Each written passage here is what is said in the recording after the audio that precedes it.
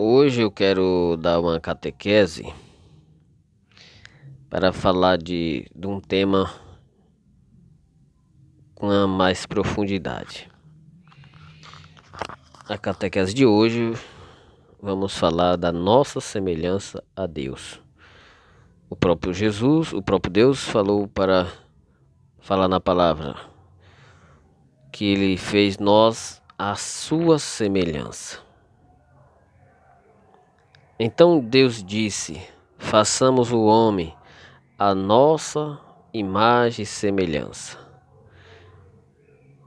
Veja que Deus, Ele está falando nós façamos, então já está mostrando que tem mais de um, né?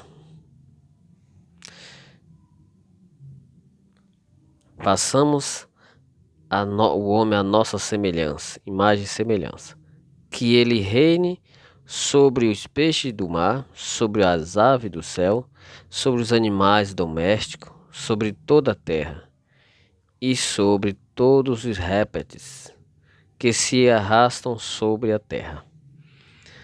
Vemos que Deus deu ao homem a autoridade e poder. Veja, Deus nos deu autoridade e poder. Mas esse poder e essa autoridade, no decorrer do tempo, se tornou orgulho, se tornou vaidade. O pecado entrou no mundo e destruiu a imagem e semelhança de Deus que tinha no homem. A palavra de Deus nos afirma que fomos criados imagem e semelhança de Deus. E o que consiste essa semelhança? É a Trindade. Deus nos criou livre e independente, mas deu a cada um de nós o poder da escolha, ou seu amor é infinito e supremo. Deu-nos a essência, o amor, que vem de Deus. Tudo que temos e somos vem de Deus. Lá em Gênesis capítulo 26, fala da imagem e semelhança de Deus. E o que consiste nossa semelhança a Deus? É muito mais do que ter capacidade de amar, de criar, entre aspas, né? Inventar, de conhecer o transcendente. Somos imagem e semelhança de Deus pela unicidade. Sim, somos uno e trino, como Deus. O Senhor Deus na sua trindade santa e o homem na sua trindade humana. Somos criados por Deus, seres independentes, individual, com capacidade incrível, extraordinária, dada por Deus. A trindade de Deus é o Pai, Criador, o Filho Redentor e Salvador, e o Espírito Santo, que é o santificador, o professor, é aquele que sabe de tudo, que comanda tudo, que santifica tudo, é ele que controla tudo, ou seja, é a sabedoria de Deus, unidos em um, formando Deus, o Deus Todo-Poderoso. A trindade humana é o visível, o corpo, a carne, a alma, que é o núcleo da vida, e o espírito, que é a inteligência, a sabedoria, as nossas ações e a intelectual, o todo que forma o homem. Ou seja, a trindade do homem, a trindade humana que forma o homem. Lá no livro de Sabedoria, capítulo 2, versículo 23, diz: ora, Deus criou o homem para a imortalidade e o fez à imagem de sua própria natureza. Olha que beleza. Nós somos a imagem e nós temos a natureza de Deus.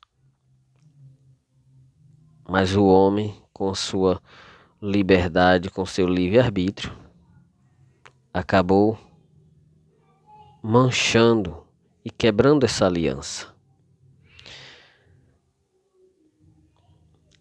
O pecado do homem que estragou, que manchou a pureza desta imagem do Pai Criador. E eis que ouviram o barulho dos passos do Senhor Deus, que passeava no jardim à hora da brisa da tarde.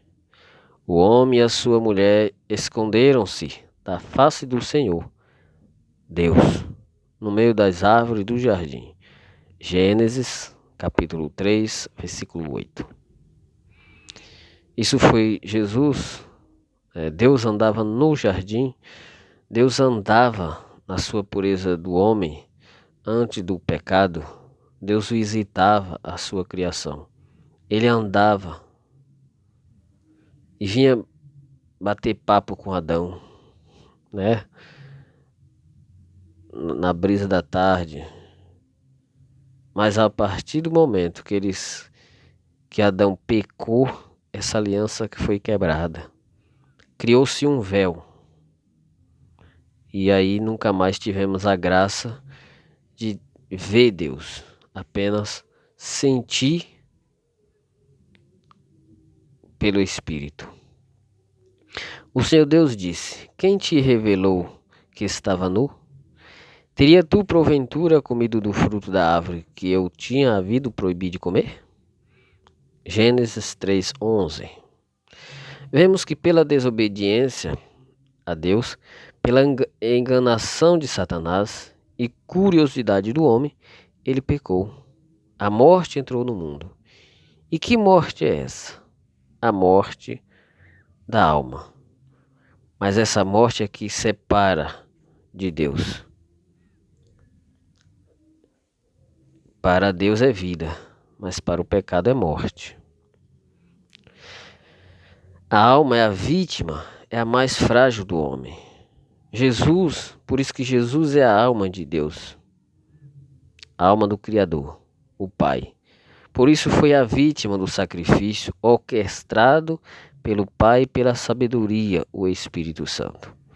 A alma é aquela que se lança pela obediência, pelo que ele sente, pelo que ele ouve do corpo e do Espírito. Por isso, Jesus se lançou pela ideia e sugestão do Espírito Santo. Assim, há aquela confiança, a obediência, pela força do Espírito Santo. A alma de Deus tomou forma visível na carne para sofrer o castigo da desobediência do homem. Um projeto ousado do Pai e o Espírito Santo, a sabedoria, para restaurar sua imagem e semelhança que havia perdido pelo pecado do homem. Lá em 1 Tessalonicenses, capítulo 5, 22 e 23, vai nos afirmar isso. Paulo diz: guardai-vos de toda espécie, de todo mal. O Deus da paz vos conceda santidade perfeita, que todo o vosso ser, espírito, alma e corpo, seja conservado irrepreensível para a vinda de nosso Senhor Jesus Cristo. Aqui, Paulo faz mais uma revelação desse mistério da Trindade humana. Paulo aconselha o homem para se policiar das armadilhas de Satanás, pois o Deus Pai Criador de tudo que há, nos preserva da morte. Para isso é preciso observar o ensinamento de Deus e vencendo a si mesmo, a carne e o espírito humano, que é a natureza humana, a sabedoria do homem, sem Deus. Lá em Romanos capítulo 8, versículo 11, 11, 13 e 15, vai nos afirmar: se o espírito daquele que ressuscitou Jesus dos mortos habita em vós, ele que ressuscitou Jesus Cristo dos mortos, também dará vida ao vosso corpo mortais, pelo seu Espírito que habita em vós.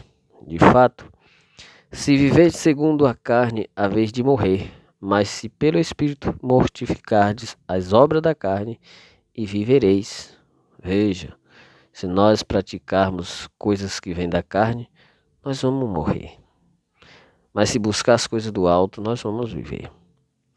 Porquanto não recebeste um espírito de escravidão, mas para viver ainda no temor, mas recebeste um espírito de adoção, pelo qual clamamos, Abba, Pai. Lá em Romanos capítulo 8, 5 e 7, vai nos dizer: os que vivem segundo a carne gostam do que é carnal. Os que vivem segundo o Espírito apreciam as coisas que são do Espírito. Ora, a aspiração da carne é morte, enquanto a aspiração do Espírito é vida e paz.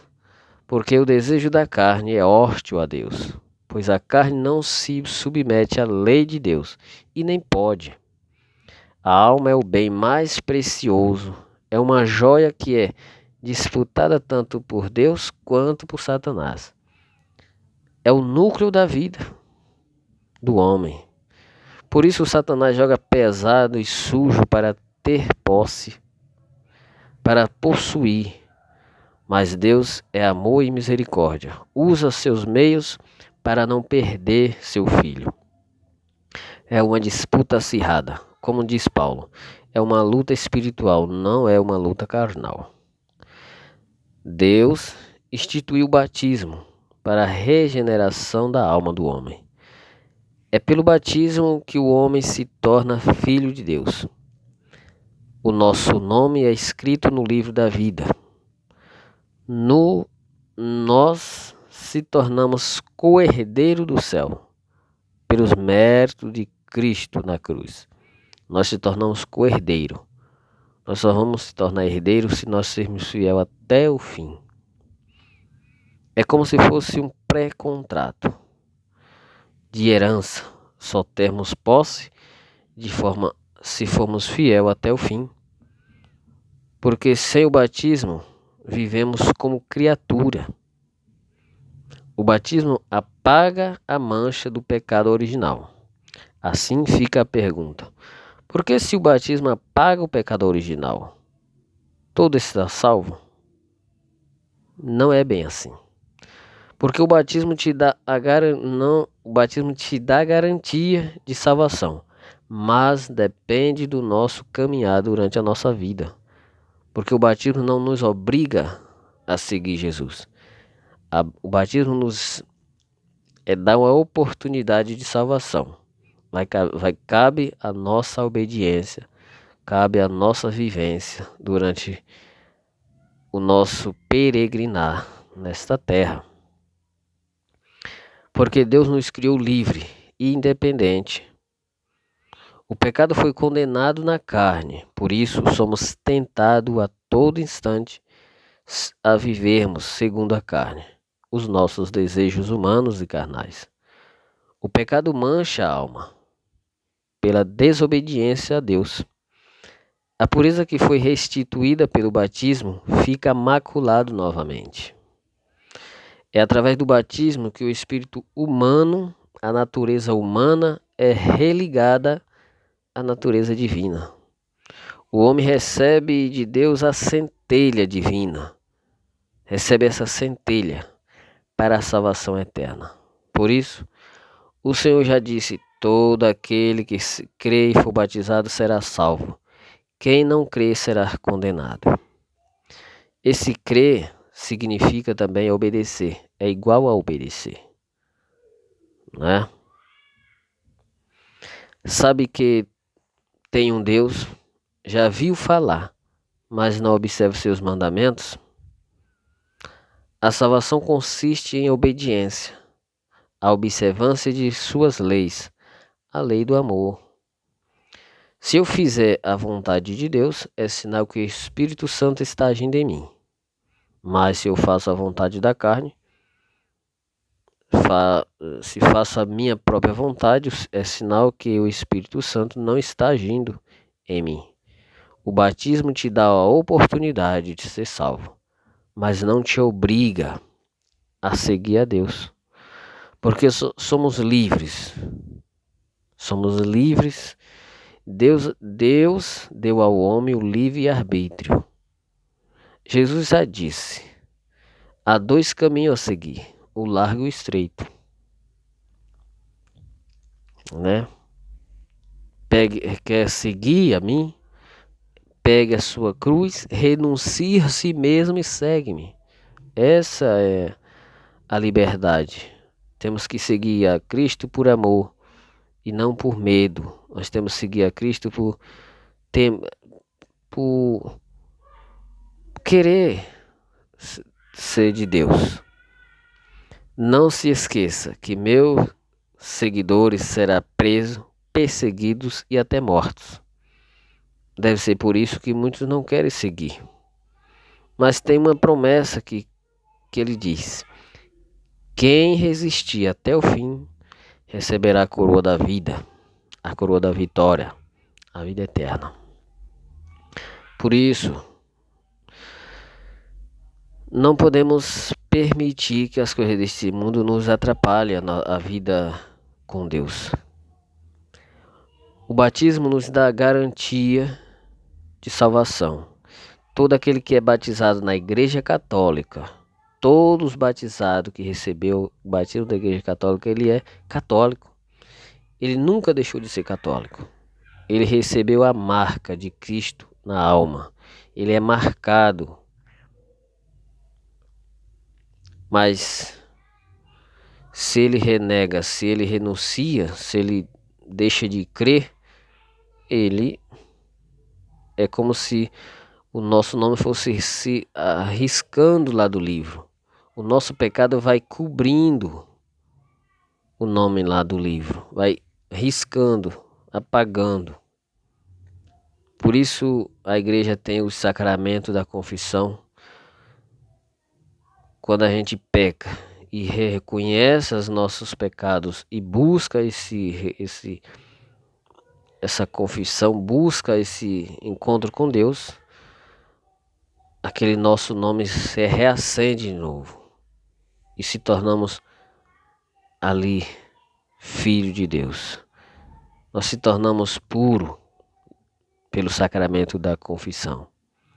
Mas somos teimosos, a carne é fraca. Por isso que Jesus disse: a carne é fraca, mas o espírito é forte. Por isso que precisamos estar sempre atentos, lutar contra este mundo tenebroso.